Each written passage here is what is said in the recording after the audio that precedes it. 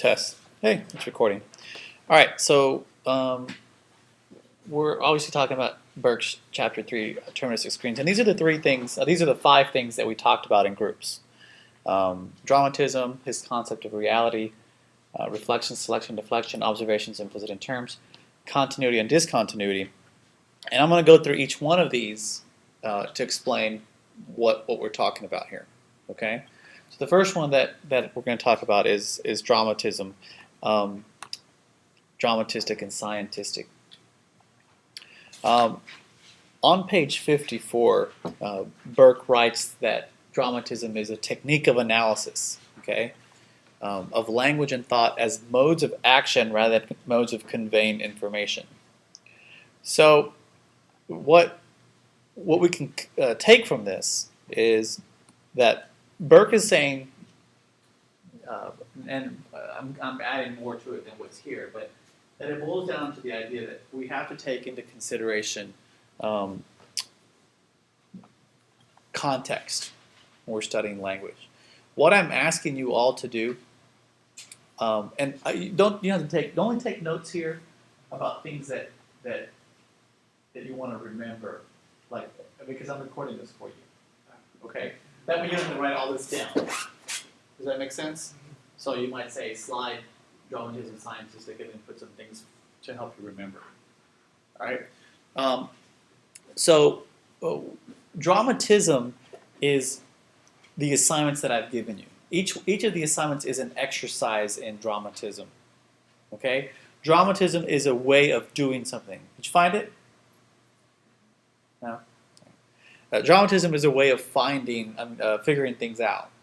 All right. It's this right here: the who, the what, the when, the where, the why, and how. All right. So if you take a dramatistic approach to something, you're trying to figure it out. What's a more complex way of understanding something? A way of understanding the complexity of something.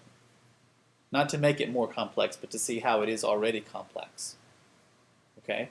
When in the paper number 2, I asked you to look at how a director uses language, right? Instead of just saying, "Oh, it's a documentary," you went and you took hopefully a dramatistic approach to it and said, "What's going on here? Why is it going on that way? How is it going on in here?" Right? How is all this the director trying to make me feel or think? In the third paper, those dramatism still applies. Right? Except now, instead of looking at what the director's doing, now you're looking at how people who are involved in this conflict are using language, words on a page. Right? You're taking a dramatistic approach. What word is being chosen? Who's saying it? Where is it being published? When did they say this? To whom did they say it? Why did they say it? How, right? Those questions help us understand how they're trying to make people agree with them in the conflict. Okay? All right. Now this is Burke writes that dramatistic is language is act. That it's complex, like an act in a play, right? Scientistic language is just describing something. So if I have this water bottle, I'm going to use this example. If I take a scientific approach to this, I just say it's a water bottle, right? If I take a dramatistic approach, I use scientific language and say it's a water bottle, but then I go, okay, why does Mr. Alvarez have it? Well, let's see what's printed on, Relay for Life. What's that have to do with anything? Okay, that has to do with cancer. Okay, it's got a dent in it. Why is it made the way it is? So the questions, right, you start asking more questions about the existence of the bottle and how it's put together and things. That's what Burke is talking about, to get deeper into understanding something than just describing it. Sorry, Tremaine. All right. Maybe next time just put it on the flash drive for easier. Did you have it on the flash drive, maybe? No, I just emailed. Okay. Does that make sense in terms of dramatism and scientistic? Yes? Okay. All right. Now, Burke brings in this idea of reality. Now, we talked about reality a little bit, but and most of us said, "Oh, reality is the way things are," and Burke says, "No, it's not. Burke isn't really how things are, but rather how we think they are, how we imagine them to be." And Burke writes, our reality, he puts a reality in quotation marks, could not exist for us were it not, if it were not for our profound and inveterate involvement in symbol systems. And what he's basically saying is that reality is simply a construction. That it's constructed, it's put together purposefully, and sometimes subconsciously, but, right? So he says, the way we imagine the world around us depends on how symbols are used, right? If I tell you, I say, yeah, there's a big mean man outside looking for you. In your mind, there's a big mean man out there. You don't see him, but you begin to imagine that, right? That's reality for you. Why? Well, because of the symbol systems that are used. So when Burke is talking about reality, right, he's not saying it really exists that way. He's saying it exists the way it exists in our mind because of the way that words are shared with us, signs and symbols. In paper 2, what happened is the directors are trying to create a reality about this issue. And they use signs and symbols to make us feel and think something. In paper number 3, it's no different. You have people who are involved in a conflict issue, and they're trying to create a reality about how the situation exists or how it should exist. We should not build this dam, and here's why. And they use signs and symbols to try to convince people about it. And people who don't want it will do the same thing, right? They're going to use signs and symbols to try to persuade. Does that make sense? Yes? Okay. All right. So the idea here is that someone's reality isn't someone else's reality, and it's because of the signs and symbols that are in our heads. And we're constantly trying to make other people's reality our reality. Or rather, let me rephrase that. I meant to say, we're trying to make our reality other people's reality. Right? We want people to see things the way we see it. Right? So we try to construct that reality. What we believe is based upon how the reality is constructed, how language is shared with us. We believe language constructs how we interpret reality and what we believe to be true. That which we believe to be true may or may not be true, but it doesn't matter because it's always true in our heads. If going back to the example of the big mean man outside, in your mind it really exists and it's real. And that's what Burke is saying. Often it's not that it really exists or doesn't, it's how does it exist in our heads and why does it exist that way? It's because of the language that's there. If you're told that Americans are dumb, right? Why? You may have never met Americans, right? But in your mind they exist as dumb because why? Because people told you certain things. Does that make sense? Okay. All right. Well, one of the things that Burke says is helpful to us in trying to figure out how reality is created is this concept of reflection, selection, and deflection. And this comes from page 46. And Burke writes, even if any given terminology is a reflection of reality, by its very nature as a terminology, it must be a selection of reality, and to this extent it must function as a deflection of reality. In other words, any word choice, anything that we choose to say, is a choice of what to say and how to say it. This necessarily means that it also simultaneously is a choice of what not to say and how not to say it.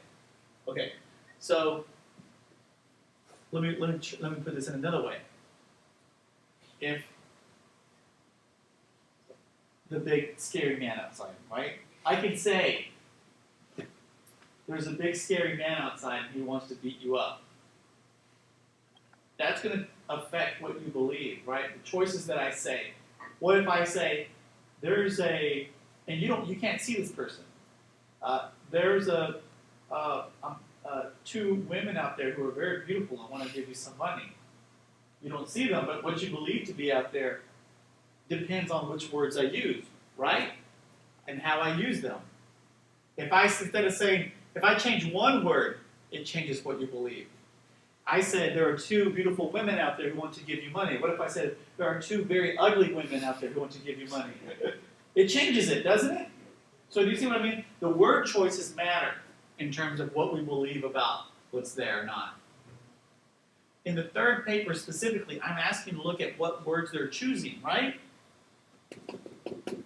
What are they selecting and reflecting? And what are they not saying? What are they deflecting?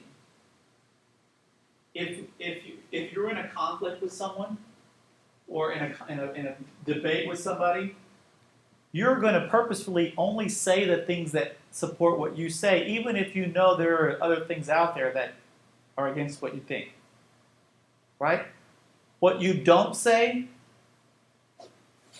is deflection. What you do say and how you say it is the reflection. Together, they make the selection. Does that make sense? Okay. All right.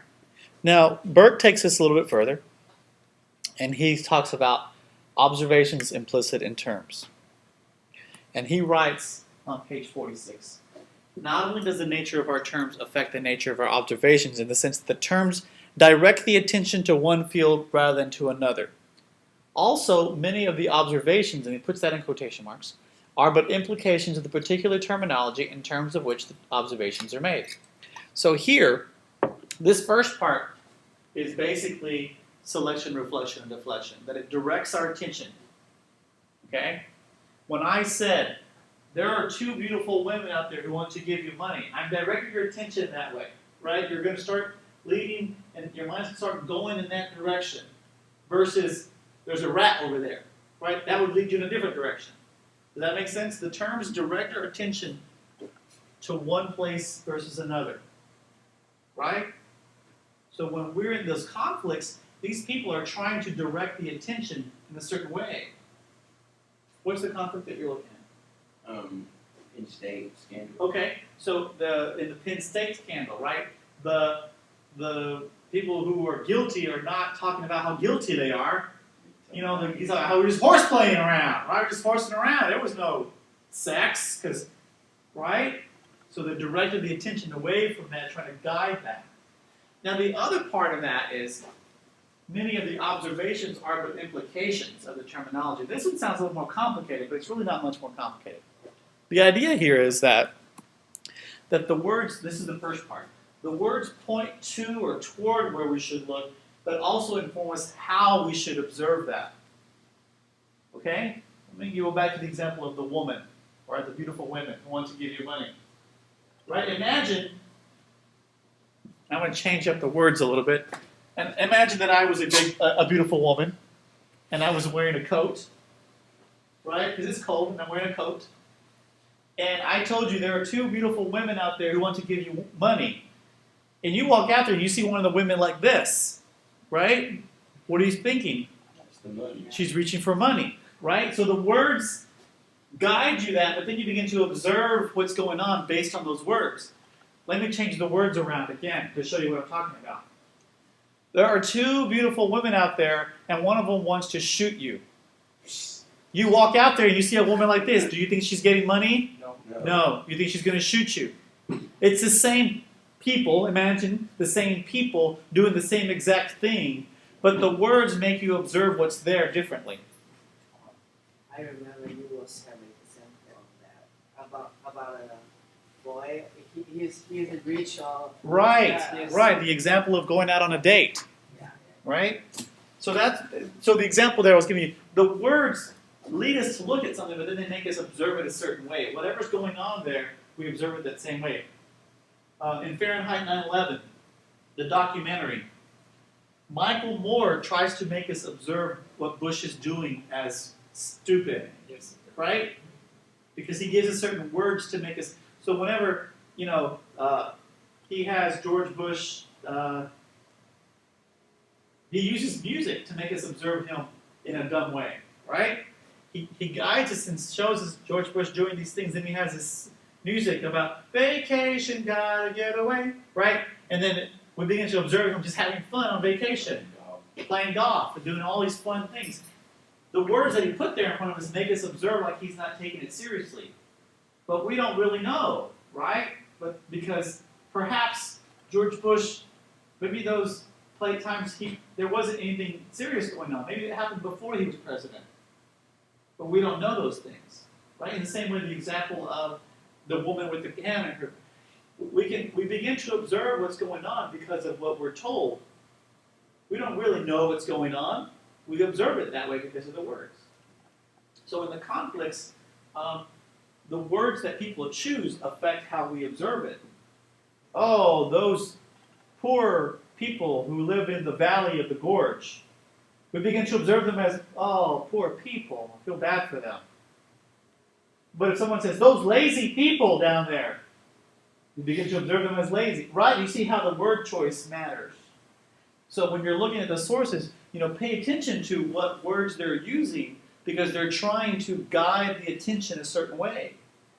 Right? So that you observe it a certain way. Or not just you, but whoever's involved in the conflict. Okay? Now, the way they do this, one thing that they do is by this principle of continuity and discontinuity. And Burke writes on page 49, he says there are two kinds of terms that put things together and terms that take things apart. Okay? And so this idea of continuity, discontinuity is this. Continuous means it keeps going, right? Or it's put together. Discontinuous means broken apart, right? When people are using terms, they're trying to put together certain ideas to create this bigger picture. Or put together two things. Like if I say lazy and people, I'm trying to create a continuity of lazy people, right? By using those terms together, by putting that idea together. And at the same time, when I'm putting those things together, I'm trying to separate you from them because I don't want you to be associated with them. Right? If I don't want you to like those people, I'll call them lazy. Because I know that you're not going to want to be grouped with lazy people. Right? So whenever I put those things together, it also creates discontinuity between you and those people. Right? So this is a matter of division. And putting together and creating division. In these debates, each side is trying to use words to put together this idea. And in putting together that idea is also trying to get people to support them, to put them together with their ideas. If I want people to agree with me, I want them also to disagree with my opponent. I'm trying to create discontinuity between them and continuity between us. Does that make sense? So in the debate for this Sandusky guy, right? Especially with the way that the Penn State students are reacting. They are reacting in ways that I'm like going, what? They're reacting on the firing of the coach, Right. They're directing the attention towards the firing and the handling of it, and everybody else is like, no, and they're using terms that are focusing on the actual events of the rape and all that and the terrible, okay? And so when we see them or we hear them talking about that, in their minds, there's been language that has put them together with this coach, right? And how they talk. Well, the coach he's a good guy. He didn't deserve this. But they're not talking about Sandusky. They're talking about Paterno, right? So they're deflecting the whole, consciously or subconsciously, deflecting the real issue here. Okay, so, all right. Does that make sense? Is it beginning to make sense, the principles here? Now, the quotes that I have up here, and I go through some other examples. I just had this blank slide because usually I go through some other examples. But I covered the basic things that you can use for your paper. Selection, reflection, deflection. This concept of reality. Observations implicit in terms, and continuity and discontinuity. And you should be able to observe those principles in the debate. Okay? That one side is using language to create a reality, and the other side is using language to create a reality as well, and often those two realities are different. Okay? And how they choose words, what they select and reflect and deflect, determines how that reality is created. I will choose words if I want this in a way that will make people give me this over here. And they are going to use words to create a reality to make people want what they want over here, or to believe what they believe. And that's what Burke is talking about, how we use language in creating the world around us. And each one of the people in the conflict are trying to create that world around them, to interpret, to make people agree or disagree. Does that make sense? Yes? Are you sure? So do you see how you could use this in your papers? Yes? Okay. Have you found enough sources to be able to do this? Yes. Okay. From both sides? Yes. Okay. Okay. All right.